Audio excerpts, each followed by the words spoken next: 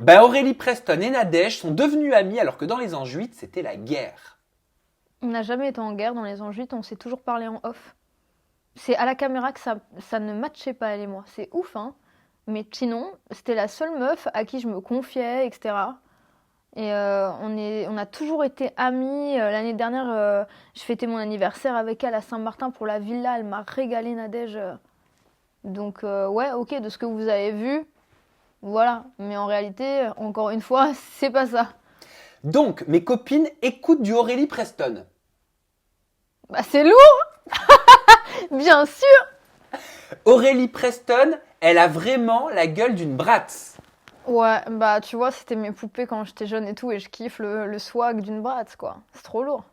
Et alors là, je vais te filer l'iPad et je vais te laisser lire le petit commentaire qui est au-dessus de cette photo et réagir. Ok, on dirait Aurélie Preston. Et bah, franchement, il est beau gosse, le mec, hein. Ah, il est pas mal, hein. Il est chatounette.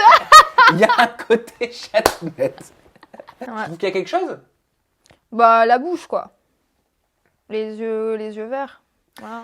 Je pleure, je viens de découvrir la musique Riverdale d'Aurélie Preston. Avec des émojis qui pleurent. Ouais, bah, c'est cool, on est dans le thème. J'étais dans une cascade, elle s'est mise à pleurer, génial. Mais je suis en larmes. Qui se souvient quand Jessica Thivenin, elle avait blasé Aurélie Preston Boostiflore. Aujourd'hui, c'est elle qui se fait des injections aux lèvres, cette complexée. Et ouais, bah, c'est un juste retour des choses, retour de flamme, hein.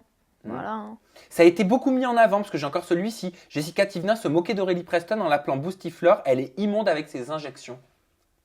Mais c'est ce que je disais tout à l'heure, en fait, faut pas critiquer les gens, tu vois, parce que dans 2 ans, 3 ans, tu t'évolues et tu peux faire autre chose. Moi, j'ai toujours eu une grosse bouche, tu vois, de base. À 18 ans, j'ai juste voulu que ma lèvre du haut soit égale à celle du bas. Parce que Hmm. j'ai toujours eu des grosses lèvres. Et voilà, maintenant, moi, j'assume, j'adore ce côté-là. J'adore justement Kylie Jenner et c'est aussi sa marque de fabrique sur ses gloss. Angelina Jolie, elle a toujours eu une bouche pulpeuse. Voilà, après, c'est les goûts et les couleurs. On n'aime pas. Et voilà, moi, je trouve ça super bien.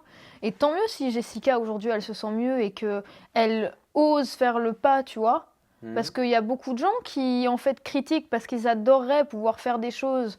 Moi, tu vois, aujourd'hui, j'adorerais faire des clips à la Nicki Minaj, Cardi B, twerker, normal et tout, et je peux pas le faire parce qu'on est en France et parce que sinon je risque d'être la risée. Mais est-ce que tu penses que Jessica Thivenin, à l'époque, t'avait appelé Boostiflore parce qu'elle voulait au final faire comme toi et qu'elle osait pas le faire?